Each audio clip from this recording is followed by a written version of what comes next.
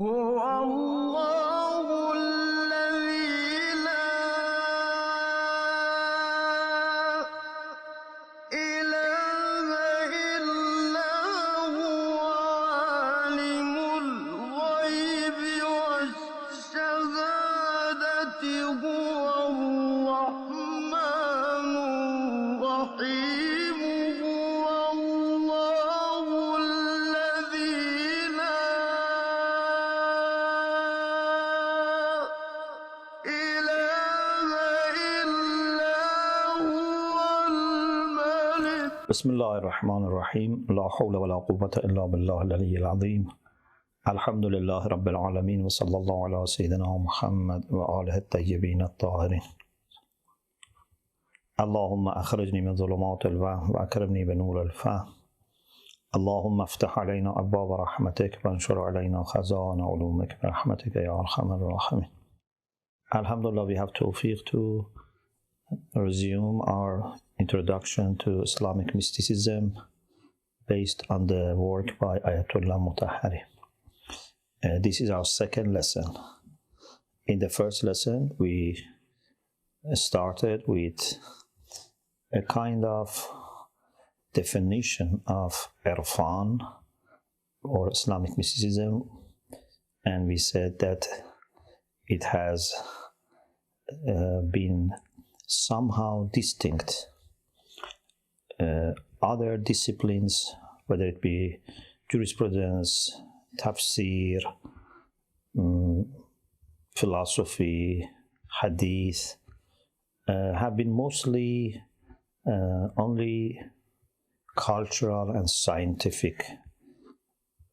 But when it comes to Irfan, we said that it has two aspects. One is cultural scientific and the other is social, because mystics and Sufis have developed a special type of social life for some part of the history of Islam, and they were somehow distinct from other Muslims, other scholars, the way they even kept their beards and hair and dressing and places of getting together were different. Not every Arif or every Sufi was like that, but there were people who were like that. In this book, Ayatollah Mutahhari says we are focusing on the cultural and scientific aspect, as we do the same with theology, logic, philosophy, jurisprudence, or principles of jurisprudence in this book. Of course, we are just studying the part on Irfan. Then we said that Irfan has two branches: theoretical Irfan, which we call it Irfan Nazari, and practical Irfan, which is Irfan Amali. And we said practical Irfan is similar to akhlaq, the science of akhlaq or ethics, but we mentioned three differences between practical Irfan and akhlaq. For example, we said that practical Irfan is something which is dynamic. Practical Irfan is dynamic. It's gradual, helps you to go from one station to another station, tells you what you are supposed to do in every station. It's like a child which is growing, like a plant which is growing. But akhlaq can be static, can give you a list of virtues and you have to work on all of them, and they may not tell you where you start first.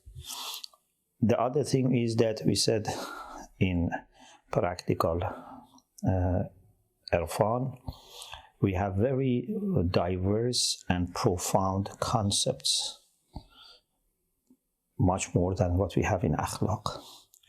And the other difference was that Irfan is certainly centered around God, but akhlaq can be secular and can be religious. So this is what we discussed in the first session. Now we want to continue with more exploration of theoretical Irfan or Irfan al-Nadari. In this lesson, we explore more theoretical Irfan. Theoretical Irfan is very similar to philosophy, but it has differences. We said practical Irfan is similar to akhlaq with differences. Now we say theoretical Irfan is similar to philosophy, but has differences. Why is it similar? Because they both explain the world to us. The creator, the creation, our position is studied in both Irfan and philosophy. Each of them has its own foundations, its own presuppositions, its own methodology.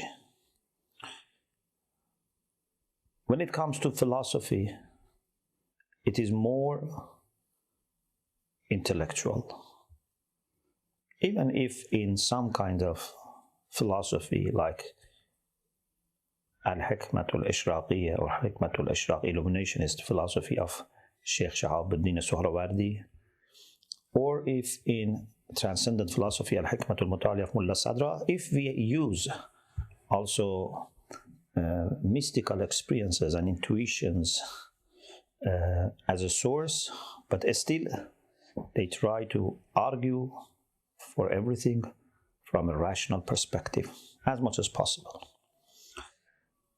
But for mystics, aql is not the main source of understanding. They believe that the mystic must reach the point that he can find these doctrines, these ideas as facts.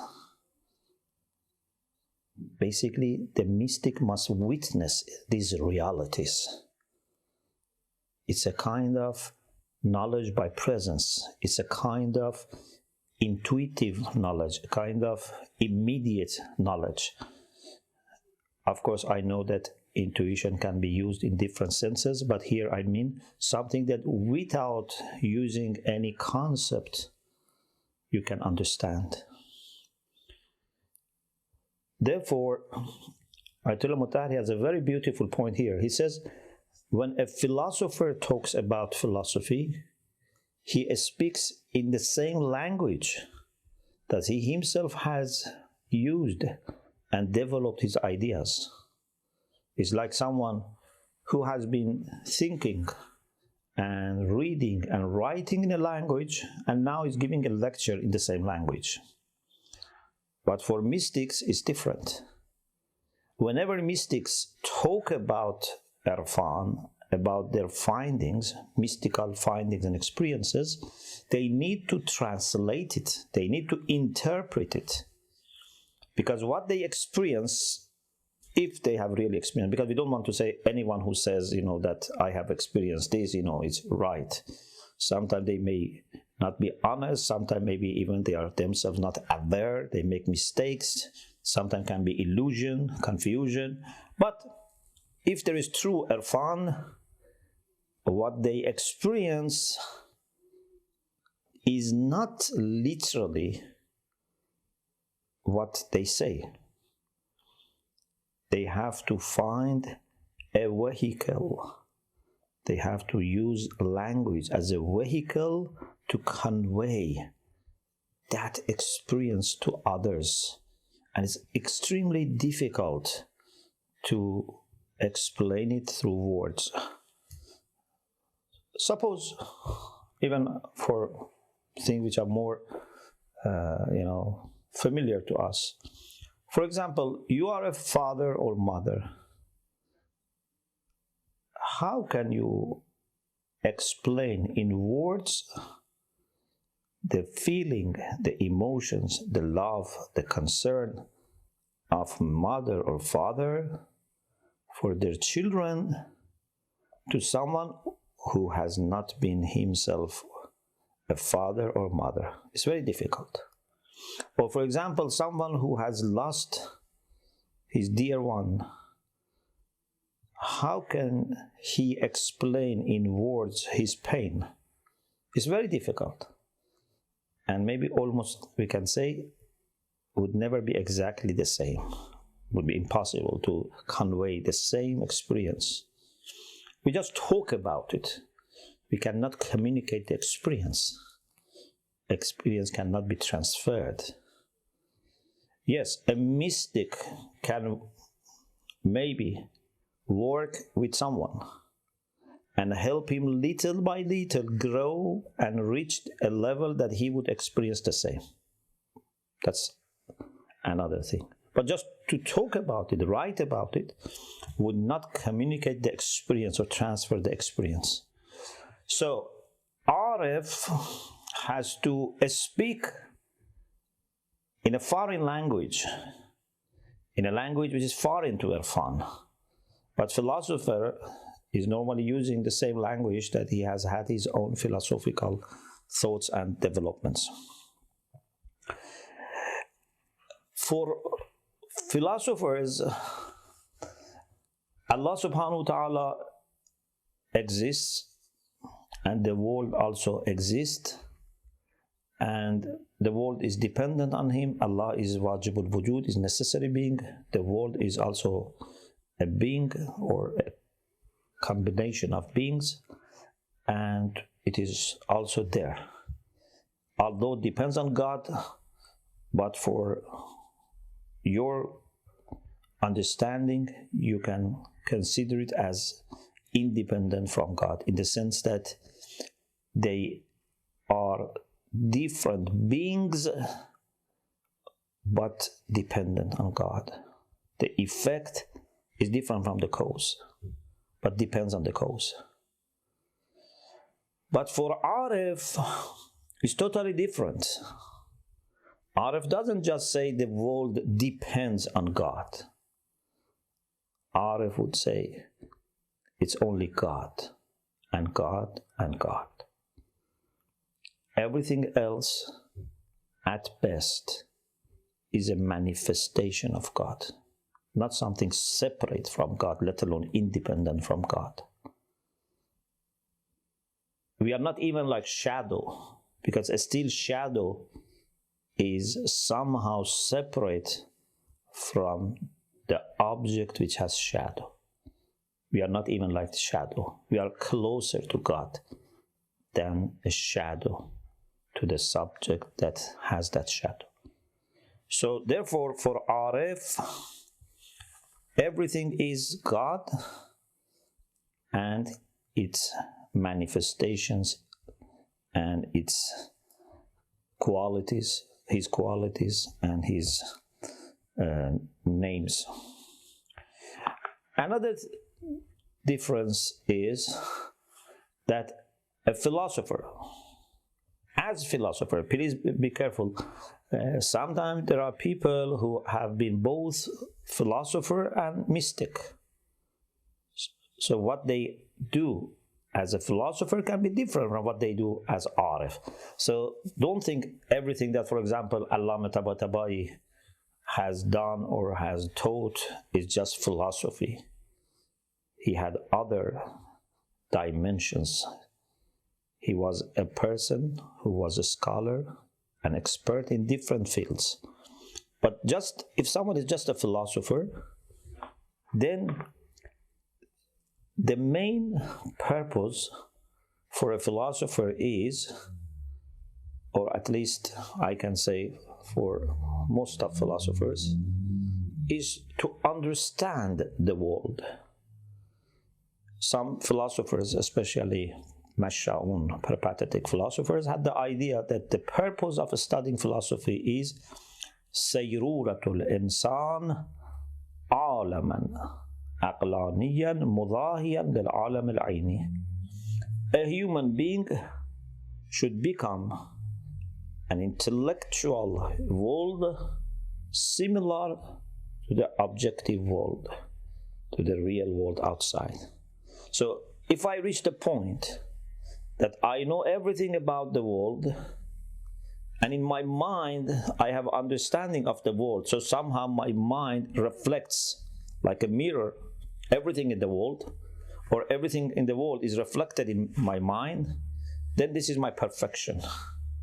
As a philosopher, they see my perfection in having maximum knowledge about the world, about the creation, and of course about the creator. But for Arif, this is not enough. Just to know is not enough. For Arif, you have to reach the point that you witness this, not just know about it. It should not be just concepts, should be experience, should be something which you feel it with all your entire being and soul. So there is a difference also here. For a philosopher, studying, arguing, discussing are the methods of philosophizing. A philosopher needs to think, to discuss, to share, to write. These are methods of intellectual discourse. But for Arif, although these are important, but the main method for Arif is a spiritual method, a spiritual wayfaring, self-purification, and refining and purifying your heart so much so that your heart would be free from any impurity and would shine. Your heart should shine its own beauties and reflect every beauty around, and above all, reflect the beauties of God. A perfect man has the best chance of manifesting and reflecting the beauties of God. So among all the creatures of God, a perfect man, Insan Kamil, is the one who can have the best chance of manifesting Allah's perfection. Therefore, these are the names of Allah which are complete. These are complete names of God. These are Ism Tam for Allah subhanahu wa ta'ala. Then Ayat Mutahhari has a discussion about the relation between Irfan and Islam. Irfan or mysticism in both theoretical and practical branches comes in touch with Islam. Islamic mysticism is nothing other than a very important part of Islamic culture or Islamic way of thinking and understanding and practicing. Mystics themselves would never think and say that what they have is something different from Islam or more than Islam, additional to Islam. They think whatever they have is a true form of Islam, if not a true form of Islam. But there are other views about Islamic mysticism. Some people, you can find some people of hadith, maybe some jurists, not all, but there are some people who think Irfan originally is not Islamic, does not come from Islam, is not inspired by Islam. It's imported and imposed on Islam. They think there are many un-Islamic ideas in theoretical or practical Irfan. So they are against, and they may even be happy to consider this as a kind of disbelief and excommunicate the mystics. In the course of history, there have been cases that some mystics and Sufis were sentenced to long-term prison or maybe even death. Of course, sometimes these people themselves were maybe also to some extent responsible because of the way they spoke, the way they explained their ideas, but many times they were innocent, and it was because those people were not equipped with their language, they didn't have understanding of deep ideas. For any reason, they were prejudiced maybe sometimes, so they sentenced them to death or imprisonment. There is another group who think the same as the first group, but from a totally different perspective. They share with the first group the idea that Irfan has nothing to do with Islam. But unlike the first group that prefer Islam to Irfan, these people prefer Irfan to Islam and say whether Muslim mystics consider them to be themselves to be Muslims, whether they say, we are inspired by Islam or not, they say the reality is that Irfan has nothing to do with Islam. Islam is a religion which is very tough, very harsh, or at least very dry, very formalistic, very ritual, very much based on law and legal terms. And Irfan is just a reaction of some non-Arab Muslims to the way Arab Muslims wanted to project Islam. In other words, they use some ideas from outside Islam, some ideas from Christianity, from Buddhism, and so on and so forth, and present it as Irfan, as Islamic mysticism, in order to hide behind it and in order to use it as a shelter against the mainstream Islam. So these people use Irfan and celebrate some mystical figures, but in order to attack Islam. So the first group and second group share the idea that Irfan and Islam are two different entities, although Irfan sometimes has taken the shape and form of Islam, but it's not truly Islamic. Ayat Mutahhari says there is another opinion, and he prefers this one, that we should not be prejudiced. We should not be against Islam or Irfan. And we should not also expect perfection. Yes, there can be some ideas among mystics, whether it would be about practical Irfan, which is more the case, and sometimes maybe theoretical Irfan. Maybe there are some ideas when it comes to practical Irfan, maybe some practices are not acceptable Islamically. But it doesn't mean that we say Irfan as a whole is imported and imposed on Islam, or to reject everything they say or do. They have their own limitations. Urafa have their own limitations. They can make mistakes, as other scholars and scientists may do. But what is important is they were sincere Muslims. Ayat Mutahhari says these people were sincere Muslims. They had love and devotion towards God and then to the religion of God. No one can say, no, they didn't have any faith and they tried to pretend.